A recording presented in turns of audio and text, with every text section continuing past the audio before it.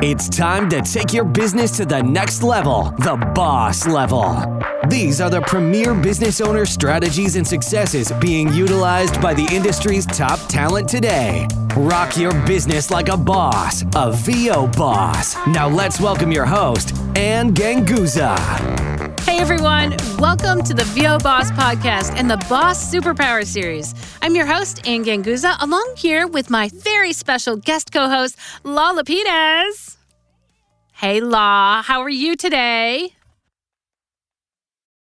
I'm awesome. I'm doing great. Awesome, so Lau, always. last night, late at night, I had the television on, and there was an episode of Friends that came on. It's one of my favorite episodes because I don't know if you watch Friends. Okay. So, back in the day, are you kidding me? So do you We were all remember the friends. episode where they're trying to get the mattress up the staircase and they're having a hard time making the turn? Yes. And Ross kept saying, pivot, pivot.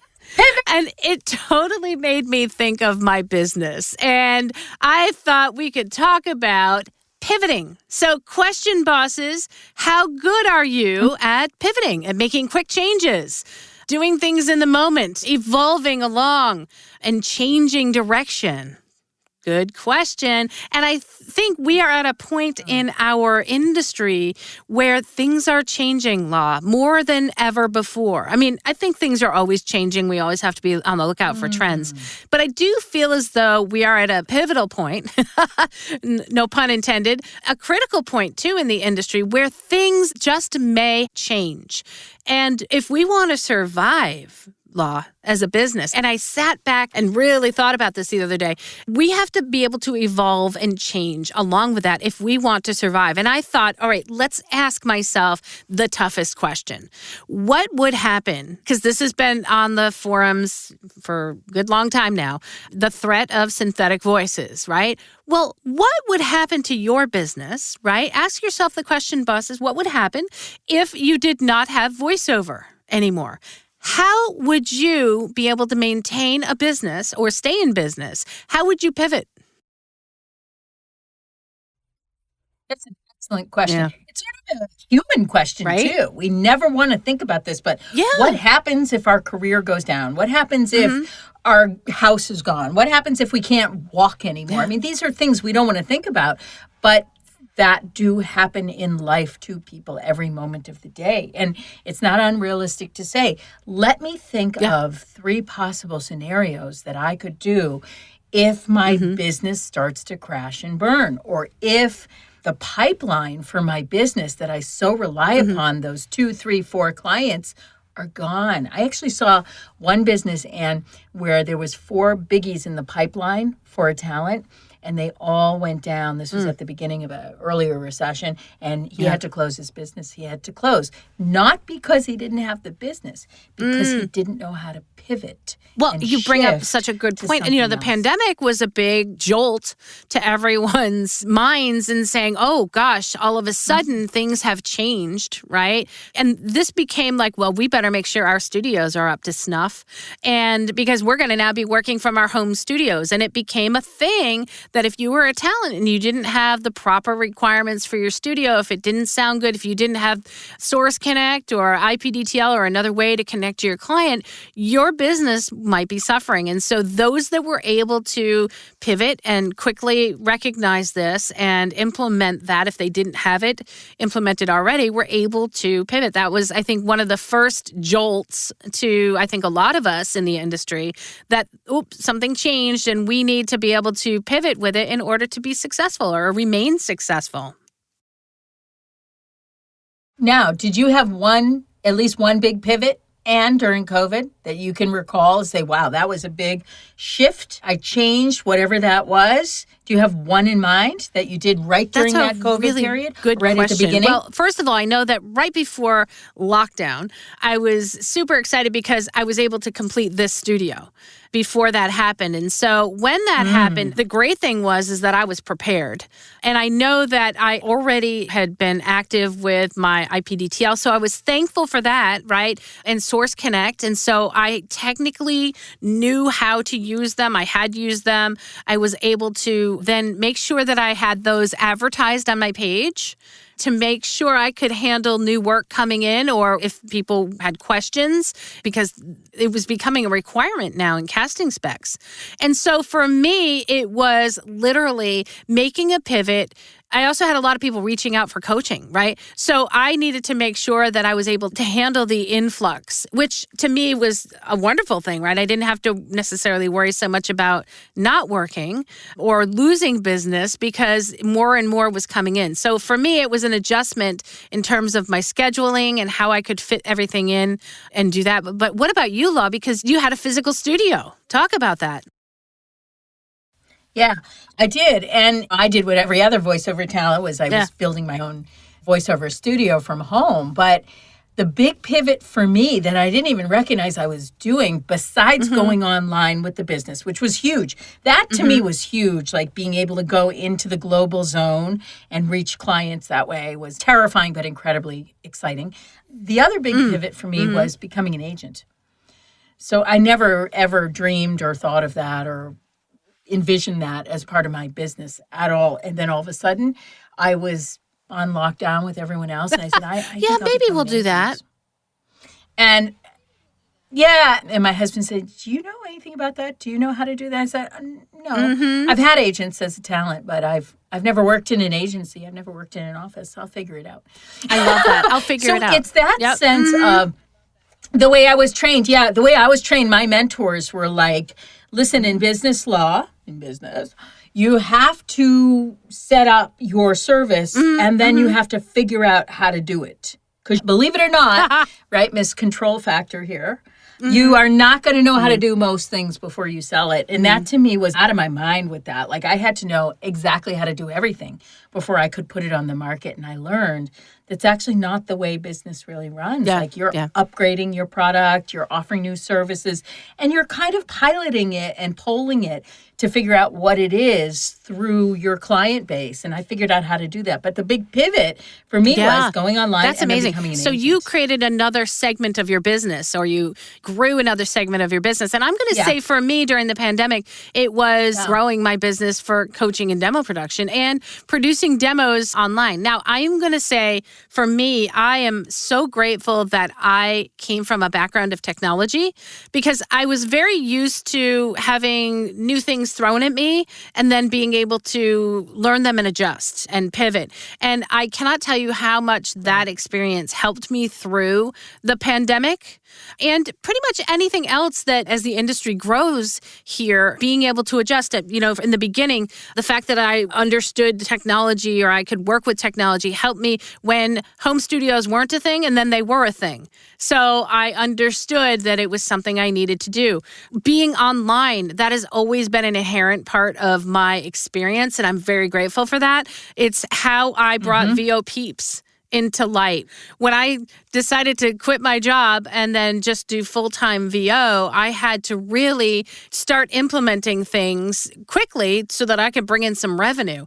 And because I had experience in technology, I thought I can create a networking group that's global and that's online.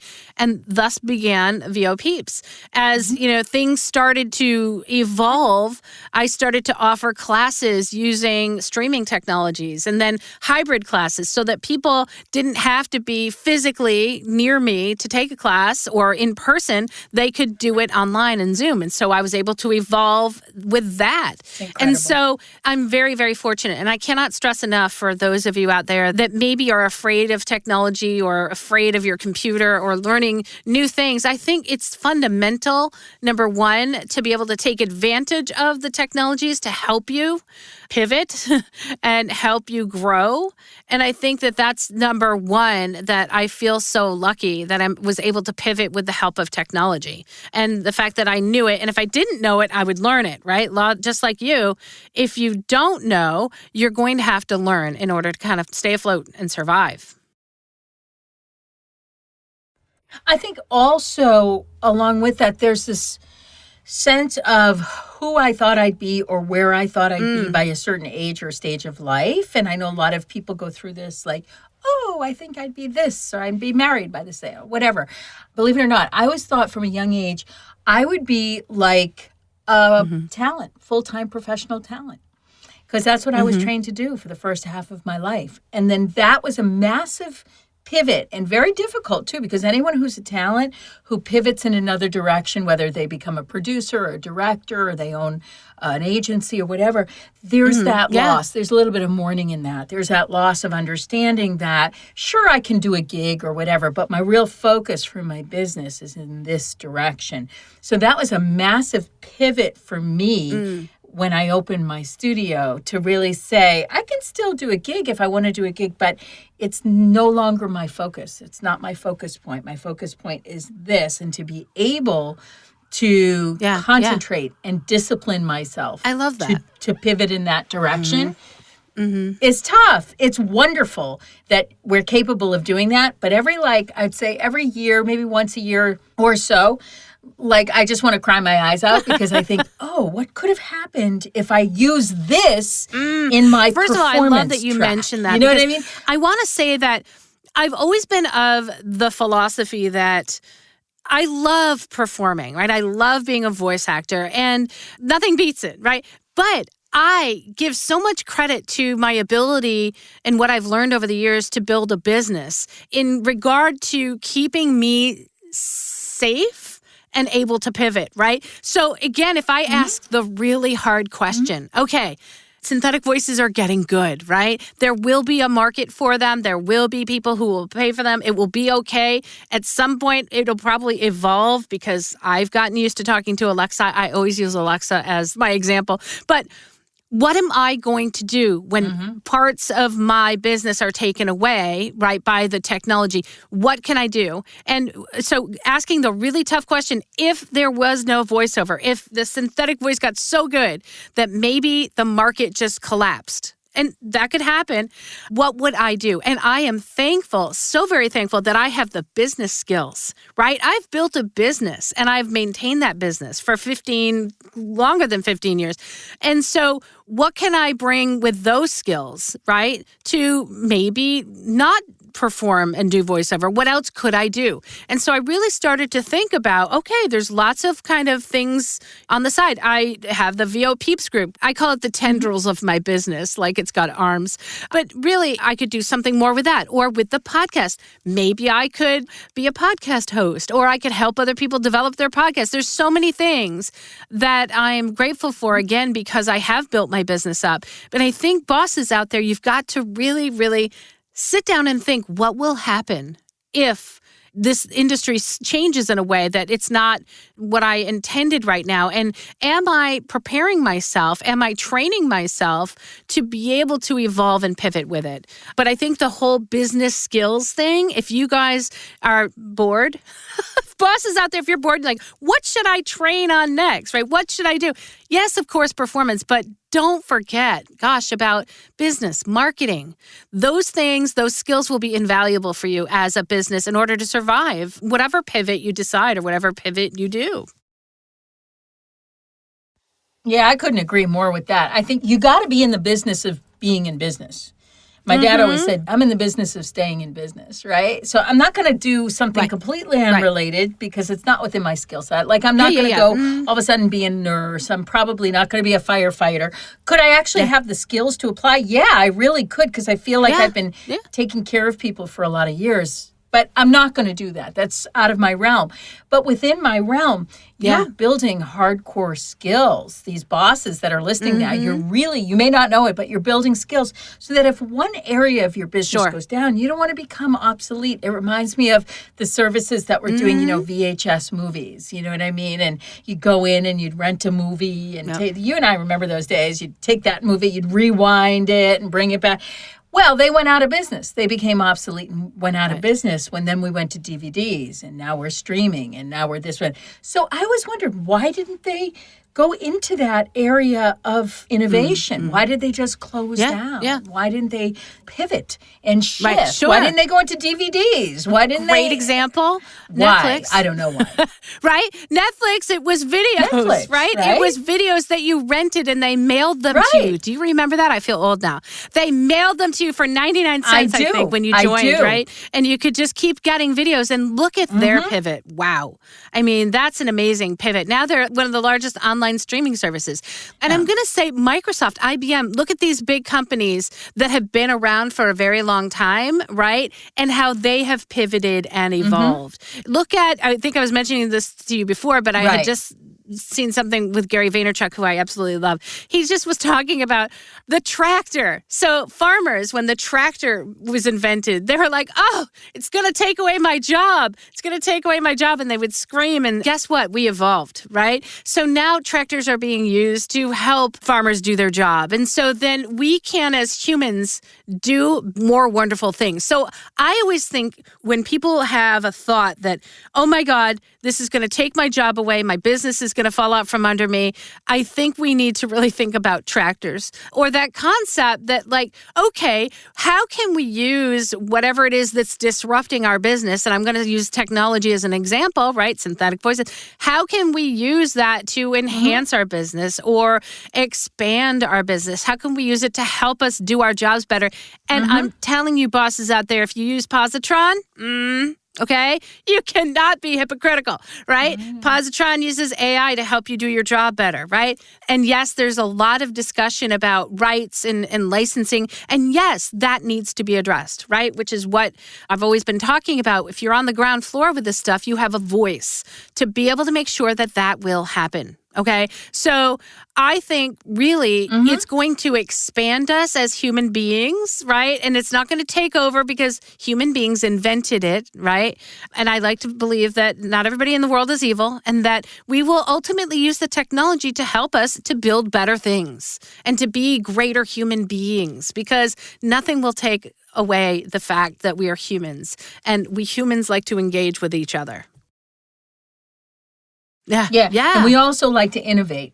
And I think once you sit back and you stop innovating, then you're stopping the whole nature of what business is. I mean, building a business needs to be built from the ground up. Even if someone is handing you a business or selling you a business, you still have to put your stamp on that. And you have to figure out from an integral source about, like, how do we do things? Like, the best people who run businesses know how to do a lot of the jobs. It doesn't mean they're going to, but they're going to delegate them. But they know how to do a lot they're of educated. what their business runs on. Right. Educate yourself. They're educated. So the peeps listening now have to think, okay, what are 3 things right now that are directly related to my business, that are my skill set that I'm learning and I'm doing, that I could literally offer, I could extend my business if this area goes down, if this area, like I'm a really great writer. Okay, if you're a great writer, you should be able to write copy. You should be able to write particular scripts in certain genres that you love or that you're really good at.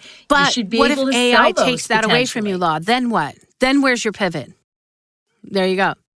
Well, there it is. You have to continue to pay. It's like a tree. I always feel like, I know you feel this way too, Ann. In my business, my life isn't long enough to do everything I want to do. Like, I'm an idea a minute. I am like an advertising agency idea a minute kind of person. I'm like, oh my God, yes, I could create a library of this. And then I could do this. And then I could offer that. Do I do it all? No, because you can't do it all. You have to make selections and prioritize along the way. But if 3 things went down, I'd take 3 other things and build them up, because I feel like we are expansive. We're expansive of possibilities. Yes, There's always so think much of the realm abundance, we can right? do. Rather than what's being taken away. People who are stomping their foot and saying no to this technology, no to this evolution of what's happening in the industry. I'm sorry, but I'm not going to stop AI. I'm just not, as a single human being. I can have a voice and determine how I use it, right? And how it will affect me and how it will affect my business. And for me, I am steadfastly committed to not having my business be in any sort of detriment because of it. I will use what I use to enhance my business, and that's it. But I think we have to always be of the mindset that we need to educate ourselves in order to really think about how are we going to pivot, and educate yourself continually. Think about what it is that you bring to the table that can be another avenue for you or another tendril of your business to start developing now. And it doesn't have to be all voiceover related, although I like to be in parallel. I mean, like you said, you're a good writer. You could write. I mean, I organized events. I can organize events. We do a podcast together. How much fun to help other people do podcasts together. There's just a lot of things that I think that can happen if you really just put your mind to it. I would love to see people really challenge themselves to take the time. If they're taking a lot of time, they're fighting the good fight, they're fighting the battles, or they're upset, or they're engaging in conversation, they're trying to work out the problems of having these innovations taking over their work. I get that. And to some degree, it's necessary to do that, to process through what you're going through. But I'd also like to see people take the time that they're taking to do that to also innovate new ideas and really start to execute and implement those new ideas to see if they can be a viable source of joy and income for them. Because I guarantee you, so many people are taking so much time to get angry or gossip or down talk, this or that. Number one, as you said, it's inevitable. We're not going to stop it, nor would we want to stop it from happening necessarily. But the energy so much is energy going in the wrong up, direction. fighting and trying to stop. And I think, honestly, like, I love that you said the word innovate. And I think that there are too few people that think about themselves as being innovative, right? And we are. I mean, gosh, we are probably some of the most innovative, creative. If you're a creative, you're innovative. That's the way I feel. Or you can be innovative if you're creative, right? And that's where I think we need to stretch ourselves, to grow ourselves as bosses. Think beyond the booth. Think beyond the booth. How can you build your business? How can you grow your business? Doesn't necessarily have to always be within the confines of the booth. And innovate. I love that word. I think that should be like your challenge word for the rest of the year. Innovate. How can I innovate? Yeah. How can I innovate? And there's a beautiful little piece of artwork that's in my office that I bought in my travels, and it says, create the things you wish existed.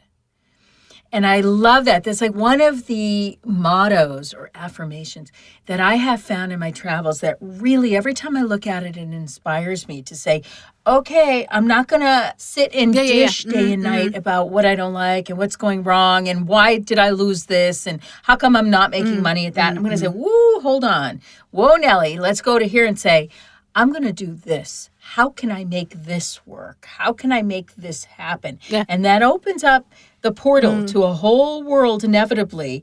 That door closes, that door opens. It opens up that whole world that if I didn't ask that question, if I didn't go down that path, none of that would have happened. If I stayed in this sort of negative vibe zone of just being really irritated that it didn't go the way I wanted it to go, or I feel like something's been taken from me or I've been violated in some way, I'm going to empower myself to say, well, wait a second, I've got all of these powerhouse sources within me that I can now grow that can take the place of that. That's how entrepreneurs really think in order to survive, because not everything thrives and not everything lasts forever. And how they do the comeback. People like Cher and Madonna, and how do they do the comeback every 5 years? Can I just say this? I know Madonna gets a lot of criticism, but look at a woman who knows how to pivot. She has lasted in the industry, right, for more than 40 years. Right? Right? Exactly. Even great actors like Tom Hanks or whatever. How do they pivot when they physically change? They emotionally change. How do they shift? Meryl Streep. They're not going to get the same roles. In every new role, pivoting, evolving, still remaining relevant. I mean, it's inspirational, really. Yeah. So, yeah. It's totally inspirational, because I could sit there and I could say, I'm really upset, though, and I'm very sad and angry that I don't look 25 anymore. I'm going to try like heck to look 25, and I can do that. But wouldn't it be better to say, but wait a second, I'm 40 or I'm 60, and I'm going to bring out the intense beauty and wisdom and strength I have now that I didn't have when I was 25. Sarah Jessica Parker, right? I'm going gray. That's what it is. Right? Right, but that kind of thing, like just to continue to evolve and continue to innovate, be relevant. And really, I think, bosses, it's something to just sit back and think when you're on vacation next time, maybe, and you've got some downtime, and really think about how you may pivot as times change. And sometimes you just don't know what's going to happen. But I like to present myself, well, if this happens, I will do this. Or maybe I'll start pursuing educating myself here because I see things happening this way. And I think it's hard to be a visionary, but I always try to be. I do know that after working 20 some odd years in technologies that I cannot stop it. And I say it's over and over again. You might think I'm a broken record, but I cannot alone stop technology from happening ever.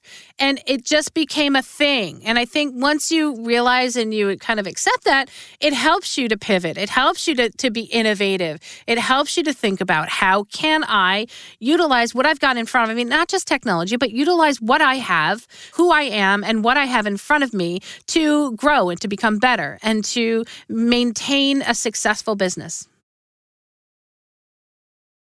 And be okay with change. Mm-hmm.